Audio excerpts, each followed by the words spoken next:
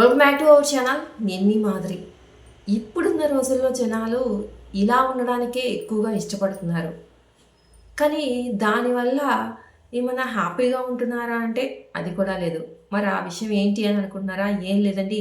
ఇప్పుడు చాలామంది సంతోషంగా ఉన్నాము అనే దానికంటే కూడా ఆర్భాటంగా ఉండడానికే ఇష్టపడుతున్నారనమాట. అంటే సంతోషం ఎప్పుడొస్తుంది? మనకున్న దాంతో సంతృప్తిగానే ఉన్నాము.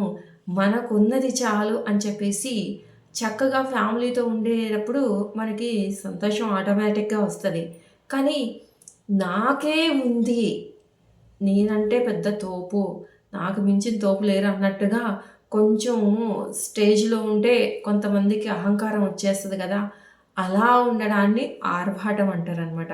అయితే జనాలిప్పుడు ఎంత సంతోషంగా ఉన్నారు అని మనం అడిగితే దానికి సమాధానం దొరకదు కానీ, ఎంత ఆర్భాటంగా ఉన్నారు అంటే మాత్రం చటుక్కున ఓహ్! మాకిక్కడ అవున్నాయి, మాకు అవి అక్కడున్నాయి, ఇంత సంపాదించాము, ఇంత టైం లేకుండా మేము జీవితాన్ని గడిపేస్తున్నాము అని చెప్పేసి అంటూ ఉంటారు. కానీ ఒక్క క్షణమైనా వాళ్ళ గుండెల మీద చెయ్యేసుకొని ఇంత పరుగులు పెట్టే లైఫ్‌లో మనం బ్రతుకుతున్నాము.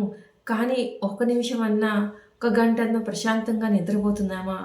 ఒక్క 10 నిమిషాలైనా మన ఫ్యామిలీ మొత్తంతో సంతోషంగా గడుపుతున్నామా?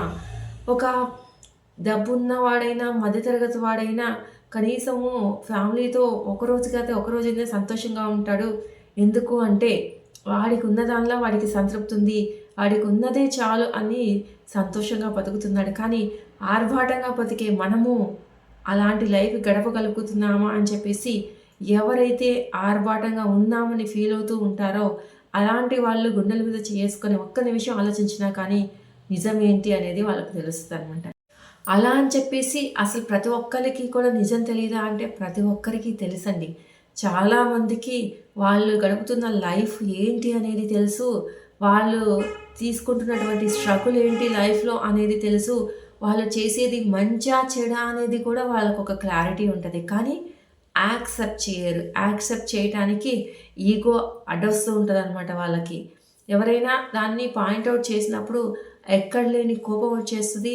ఎక్కడ లేని వాళ్ళ పరపతి ఏదైతే ఉంటదో అది చూపించి అలా అన్న వాళ్ళ నోర్లు కూడా మోపిచ్చేస్తూ ఉంటారనమాట. సమాజం అలా ఉందనమాట. ఉన్నవాడిదే పై చెయ్యి. వాడు ఏది చేసినా, ఏం మాట్లాడినా కూడా చెల్లుతుంది.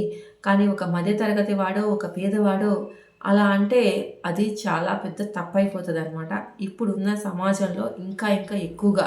అదివరకు లేదా అంటే ఖచ్చితంగా అదివరకు రోజుల్లో కూడా ఇలాంటివి ఉన్నాయి. బట్ కానీ ఇప్పుడున్న రోజుల్లో ఇంకా ఎక్కువైపోయినాయి అనమాట.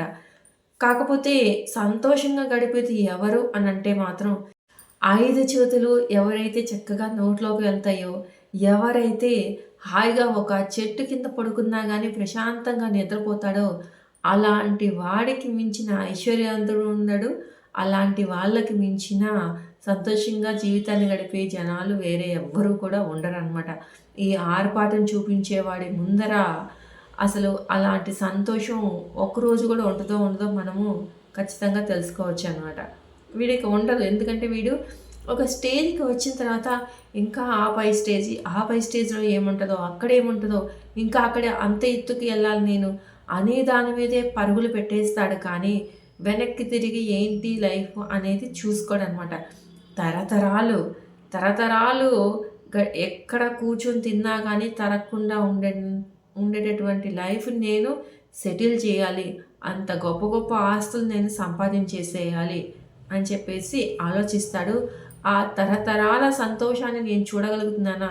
కానీ నా సంతోషాన్ని ఇప్పుడు నేను నా కళ్ళతో చూసుకోగలుగుతాను. ఆ సంతోషాన్ని ఒక్క రోజున నేను గడుపుతున్నానా? నాకుందా? అనేది మాత్రం ఆలోచించుకోడనమాట. కాబట్టి ఎప్పుడు కూడా జీవితంలో సంతోషంగా గడపడానికి మీరు జీవించండి కానీ ఆర్భాటంగా గడపడానికి మాత్రం జీవించకండి. అది మీకు సంతోషాన్ని ఇవ్వదు. ఇదండి ఈరోజు వీడియో.